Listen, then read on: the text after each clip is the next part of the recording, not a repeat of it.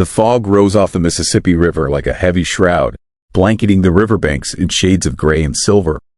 The water seemed to breathe, slow and heavy, as if it carried ancient secrets. Jack Bennett stood on the porch of his farmhouse outside Memphis, Tennessee. His hands buried deep in the pockets of his wool jacket, eyes lost in the current. He still felt the weight in his body from the night he had plunged into the freezing water to save Ranger. The dog now slept by the stone fireplace, but even in sleep he was restless. His ears twitched at the faintest sound, and sometimes a low growl rumbled from his chest, as if he dreamed of invisible enemies. Jack knew this animal wasn't just a survivor. He was a soldier scarred by war. Inside the house, a torn piece of tactical fabric lay on the kitchen table.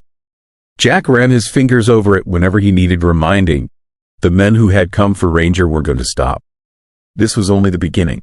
That morning, Dr. Emily Hart pulled up the gravel road in her old Jeep, tires crunching the frost.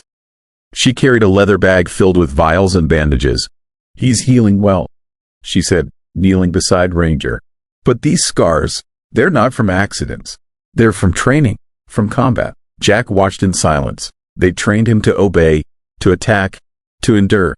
This dog isn't a stray. He's military. Ranger lifted his eyes to her, as if he understood. Emily sighed. "You need to be careful, Jack. If someone wants him back, they won't stop." Later, Jack drove into town.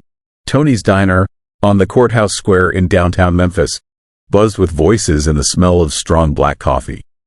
The old wooden counter was worn smooth from decades of elbows resting there. Tony Alvarez, with his thick mustache, poured refills with the speed of a man who could do it blindfolded. That's where Jack found Cal Miller. The informant sat in the corner, baseball cap pulled low, eyes always scanning. He sipped cheap red wine from a chipped glass, his voice low and heavy with secrets. "Mark Dalton. He might still be alive," he whispered. Jack's heart thudded. "Where?" Cal shook his head. "Don't know yet, but I know Black Hollow is behind it. And I know they're already watching you." Jack didn't answer. He just drank his coffee, the bitter taste clinging to his tongue. When he stepped outside, he realized Cal was right. A black SUV sat parked at the corner, engine off, windows tinted. Ranger, waiting by Jack's pickup, growled low, eyes locked on the vehicle. Jack froze in the middle of the street, the cold cutting through his skin. Time seemed suspended. The SUV's door cracked open, and a brief flare lit the interior, someone lighting a cigarette. The face that appeared was hard, scarred. Jack's pulse quickened, but his body stayed still. He knew what it meant. Black Hollow was here, and they weren't leaving. Cliffhanger. End of Chapter 1. The SUV rolled away slowly, disappearing around the corner. But Jack knew it wasn't retreat. It was only the beginning. Ranger pressed against his leg, tense, as if he could sense what was coming. Jack drew a deep breath, the piece of tactical fabric still heavy in his pocket. The war had begun. Night fell over downtown Memphis like a heavy cloak. The narrow streets of the historic district, lined with old brick buildings, were nearly deserted. Only the distant echo of footsteps and muffled voices from bars closing early broke the silence. Ranger walked at Jack's side, ears up, alert to every shadow. The same black SUV from that morning hadn't disappeared. Now it sat just a few yards from the square, engine off, its presence heavy, waiting. Jack pretended not to notice, though his heart raced. He stepped into a small barbecue joint, its walls covered with faded photos of blues legends and Memphis Grizzlies posters. The air smelled of smoked ribs and cornbread. The owner, Manny Lopez, a man in his 50s, gave Jack a discreet nod. "Evening, Jack." Jack ordered a glass of whiskey and sat in the corner, where he could watch the street through the window. Ranger lay at his feet, but his eyes never left the door. Minutes later, Cal slipped inside. His coat was worn, his eyes nervous. He sat without asking. "They know you've started digging," he muttered. "And they don't like it." Jack kept his gaze on the glass. "Mark's alive. You confirmed it?" Cal hesitated, glancing around before answering. "I heard from a source he was seen, but not here. They're moving him. And Black Hollow. They're not just a security outfit. They're into something bigger." Before he could continue, the door opened. Two men walked in, dark jackets, heavy boots, cold eyes. They pretended to order beers, but their gaze lingered too long on Jack. Ranger growled low, the sound vibrating through the wooden floor. Manny shot Jack a quick look, the kind that said he knew trouble was about to break loose. Cal leaned in, whispering, "They're with them." Jack rose slowly, dropped a few bills on the table, and walked out. Ranger followed close. The two men waited a beat, then slipped out after him, quiet but determined. The streets were nearly empty. Footsteps echoed off the brick walls. Jack walked without hurry, but every muscle was coiled tight. Ranger stayed close, ears sharp. He turned down a narrower alley, where the streetlights barely reached. The silence was broken only by the steps behind him. Jack stopped. He didn't turn. "You've been on my land," he said, voice low but steady. One of the men chuckled, humorless. "We just want the dog." Jack turned then, eyes locked on theirs. "You work for Black Hollow?" The silence was answer enough. The second man stepped forward, hand sliding inside his jacket. Ranger's growl deepened, teeth bared.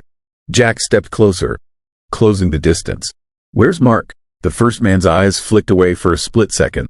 It was all Jack needed to know. They knew. And they were afraid. "You should walk away," the man said, voice heavy with threat. "If you keep going, you'll wish he had died." Ranger lunged a step forward, ready to attack. Jack Bennett raised his hand, stopping him. "Tell me where he is." The second man yanked something from his jacket, the metallic glint of a gun. But before he could raise it, Ranger leapt, slamming him against the wall. The first man stumbled back, eyes wide, and bolted up the street. The sound of retreating footsteps mixed with Ranger's growl as he pinned the other man to the ground, teeth sunk deep into the sleeve of his coat. Jack dropped to one knee, pressing a knife to the man's throat. "Where's Mark Dalton?" The man's breath came fast, fear etched across his face. "Memphis, warehouse," he muttered. Jack pulled Ranger back. The man staggered to his feet and fled, vanishing into the dark. Jack stood still, heart pounding, Ranger still on edge. One name echoed in his mind. Memphis. The fog rolled heavy over the Mississippi River, smothering the banks like a damp cotton shroud. The yellow glow of street lamps barely pierced the haze, and the silence of the night was broken only by the distant slap of water against the bridge pylons. Jack parked his pickup more than a mile from the target and continued on foot, Ranger trotting at his side, alert to every shadow. The piece of tactical fabric in his pocket seemed to weigh more with every step. A reminder, there was no turning back. From the ridge, Jack spotted the warehouse, a corrugated metal building, rusted and forgotten to the outside world, but alive inside. A lone floodlight lit the yard, casting long, restless shadows. Jack lay flat on the frozen ground, binoculars pressed to his eyes. Two men in Black Hollow jackets unloaded crates from a truck. They moved with calm precision, like men who knew no one would dare approach. Ranger growled low, almost inaudible. Jack laid a hand on his back, steadying him. "I know, boy. I feel it too." Through the broken windows of the upper floor, Jack glimpsed the interior. Stacks of crates. A small office lit by a desk lamp. And for a fleeting moment, the silhouette of a man slumped in a chair, head bowed, hands bound. Jack's heart kicked hard. Mark Dalton. The night air bit into his hands as he crawled for a better angle. Two guards stepped out the side door, one with a clipboard, the other with a shotgun. They spoke briefly, then split up. Jack counted silently. If he was quick, he could slip in through the loading dock during the change.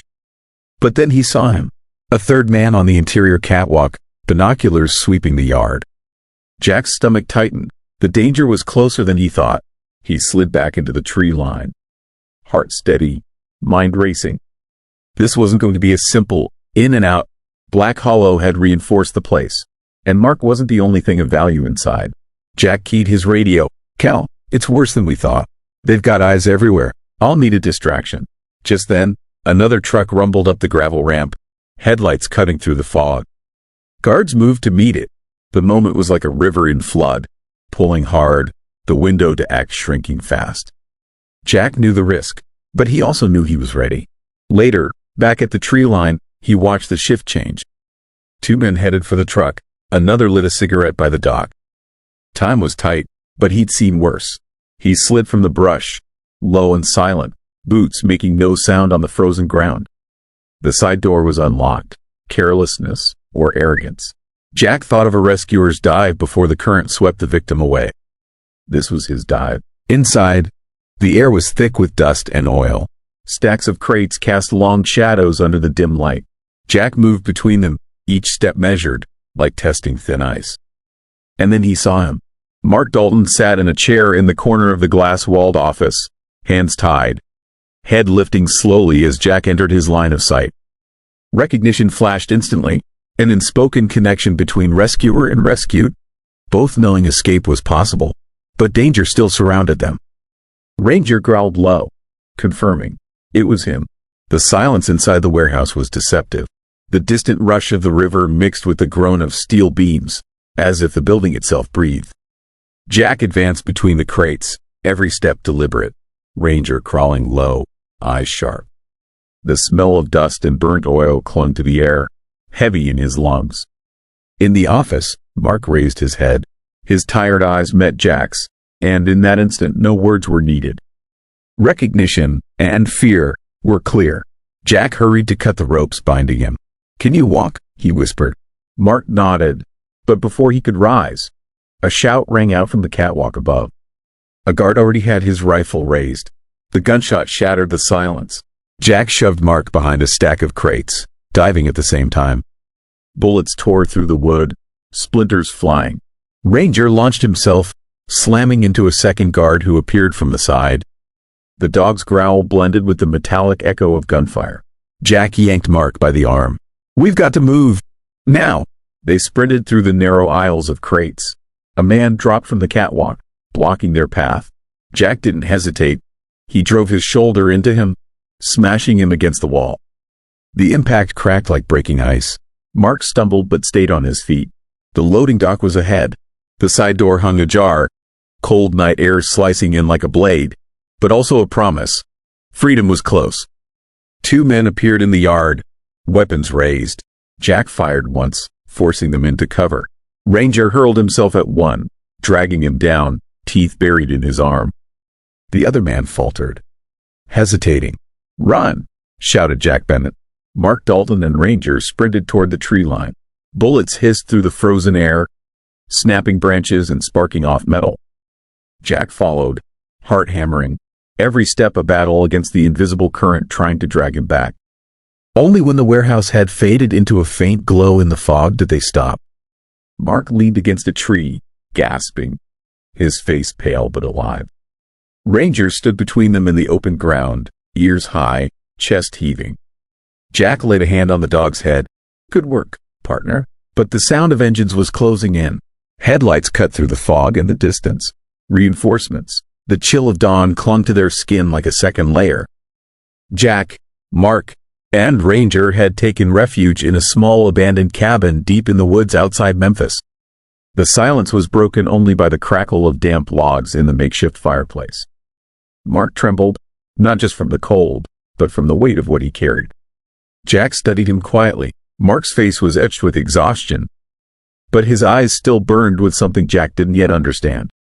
Ranger lay by the door, alert, as if he knew the night wasn't over. "They didn't just want to kill me," Mark rasped. "They wanted to erase me." Jack leaned forward. "Explain." Mark drew a deep breath, each word like a stone pulled from his chest. "Black Hollow isn't just a security company. They're using the Mississippi River ports to move drugs. Not weapons, not ordinary cargo. Drugs, and in quantities you wouldn't believe." Jack's stomach tightened. "And you found out?" Mark nodded. "Me and Ranger." He was trained to detect narcotics. During an inspection, he flagged a shipment. I followed the trail. That's when I realized what was happening. They couldn't let me talk. Ranger lifted his head, as if confirming the story. His eyes reflected the firelight, but also something deeper. Loyalty. "They tried to kill the dog first," Mark continued. "Threw him in the river, thinking no one would find him. Then they came for me. But they didn't count on you." Jack rubbed his face, feeling the weight of the revelation. "You have proof?" Mark pointed to the waterproof case they'd recovered from the warehouse. Jack opened it. Inside, stacks of cash, packets of white powder, and a thick ledger filled with names, dates, and locations. It was more than enough to bring Black Hollow down. "This is a death sentence for them," Mark said. "And for us, if we don't move fast." Outside, the wind howled, rattling the cabin walls. Ranger rose suddenly, growling low. Jack raised his shotgun. Headlights pierced the fog outside. Engines rumbled closer. Mark's eyes locked on Jack's, urgent. "They already know we escaped." Jack drew a deep breath, heart pounding like a drum. "Then we take this all the way." The night was thick when they reached the old marina on the Mississippi, a forgotten bend where the river ran deeper and darker. Fog crawled low over the water, and the wooden docks groaned with the current. The silence was heavy, broken only by the slow slap of water against the pilings. Jack parked the truck a safe distance away. Ranger leapt down, his breath steaming in the cold air. Mark adjusted his coat, still weak, but with the resolve of a man who knew this night could be his last. "This is it," he said, pointing toward the shadows of the marina. The heart of the operation. From the cover of the trees, they watched. 3 men unloaded crates from a flat-bottom boat. Another, calm and confident, stood at the end of the dock, hands in his pockets. The boss, the man who believed the night belonged to him. Jack's pulse slowed instead of quickening. Focus sharpened, like stepping onto thin ice. "On my signal," he whispered. They moved like shadows. Mark struck the first guard by the boat, fast and low. Jack slammed into the second, the impact cracking like ice breaking. Ranger launched at the third, teeth flashing, driving him into a stack of crates. The boss spun, hand reaching for his pistol, but Jack was already there, shotgun raised. "Don't even think about it." For a moment, only the river's licking waves filled the silence. The man froze. "You've been poisoning this river," Jack said, voice steady. "It ends tonight." The boss's eyes flicked toward the boat. Jack followed the glance, and saw it. A waterproof case being shoved under a bench. His gut clenched. The real danger was hidden. Mark lunged for the case, but one of the men broke free and shoved him hard. The dock shuddered, the fight spilling toward the edge. Ranger tore into the man's arm, dragging him back. Jack kept the shotgun leveled at the boss. "Call them off." The man hesitated, then barked the order. "Stand down." The fight drained away in seconds. Mark hauled the case onto the dock and threw it open. Inside, bundles of cash, bricks of narcotics, and a ledger thick with names and dates. Enough evidence to bury Black Hollow. Jack cuffed the boss to the dock railing. The man lowered his head, defeated. The river flowed silent, bearing witness. Mark stepped closer, moonlight on his face. "We did it." Jack looked at Ranger, still panting but steady, and laid a hand on his head. "No, this is just the beginning." They stowed the case in the truck. Ranger climbed into the back seat, eyes half closed but watchful. The icy road wound along the river as dawn broke. The Mississippi glowed gold in the rising sun. But Jack knew the truth. Black Hollow wasn't destroyed, only wounded. The sun painted the river in fire, but beneath the current, shadows lingered. When Black Hollow returned, and they would, Jack, Mark, and Ranger would be ready. This time, not just to survive, but to strike back.